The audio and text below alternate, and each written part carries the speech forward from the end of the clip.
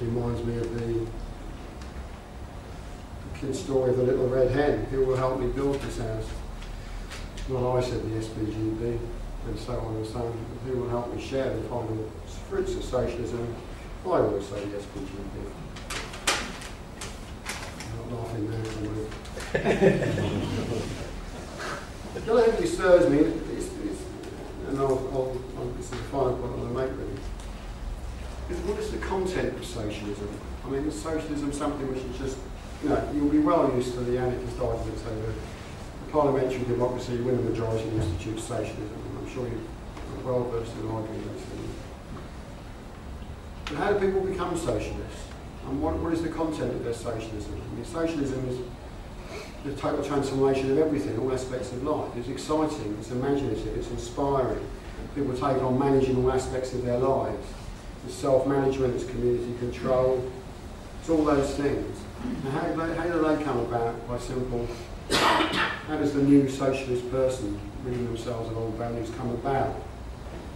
Merely by an electoral victory in Parliament, without any pre-work being done. What are the prefigurative forms of struggle? By engaging in struggle, we've thrown up new forms of struggle. For example, Soviets in 1917, workers' councils in Hungary in 1956, or the Democratic Organisation of Society in Spain in 1936.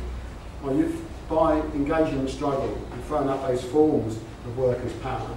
These are prefigurative forms of the way society will be.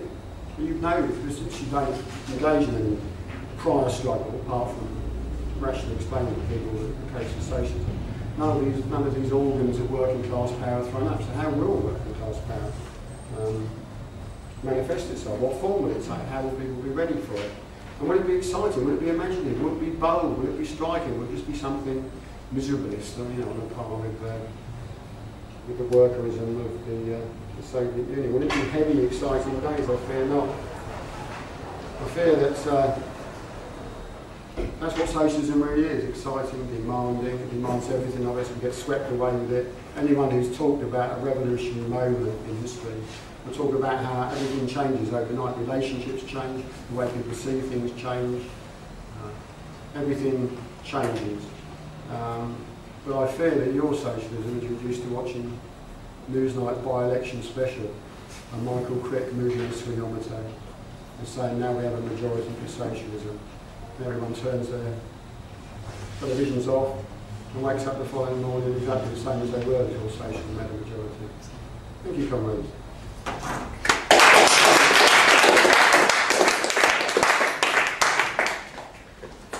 Yes, comments?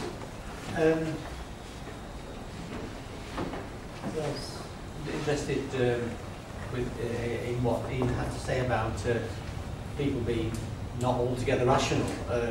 I sort of picked that up from his the recent autobiography he's published.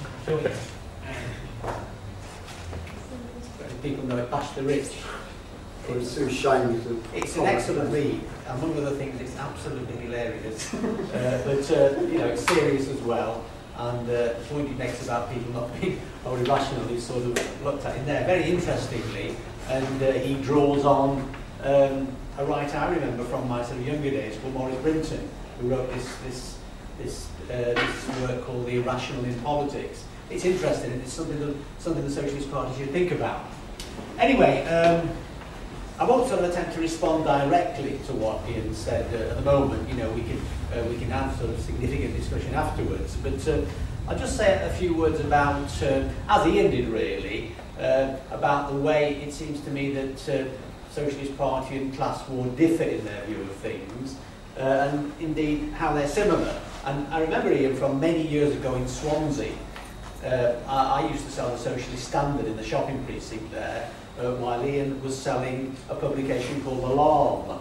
You remember that, of course, because he founded it. It was a magazine which exposed local scandals and corruption in the area, and it was a hell of a good read. Loads of people read it, and loads of people liked reading it.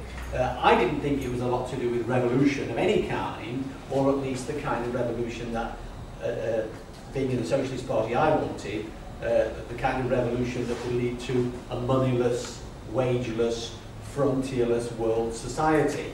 an entirely democratic society of free access and voluntary cooperation. In other words, socialism as understood by the Socialist Party.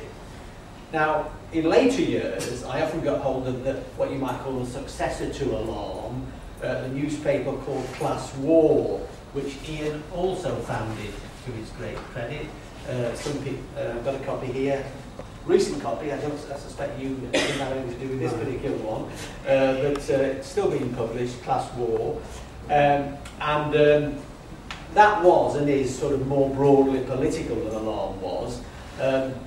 Loads of people liked it, even if they didn't sort of fully agree with what it was saying. They liked it for its rebelliousness, its total disrespect for authority, its very, very rude hostility to the system we live under, and to the upholders of that system.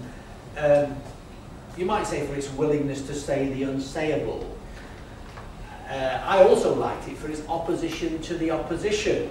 That is, its condemnation of the traditional left, for its reformism. A bit surprised to hear what Ian said just now about reformism, because certainly this was a newspaper which opposed the reformists, who seized on all sorts of sort of passing fads and supported certain countries that happened to call themselves socialist, like China and Cuba, the countries which were unquestionably part of the world capitalist system. But I still didn't think Class War, what it said, was a lot to do with socialism in the terms that the Socialist Party describes it.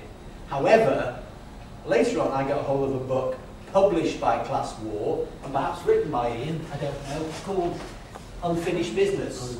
No, not written by Ian, okay, but reflecting anyway the views of Class War.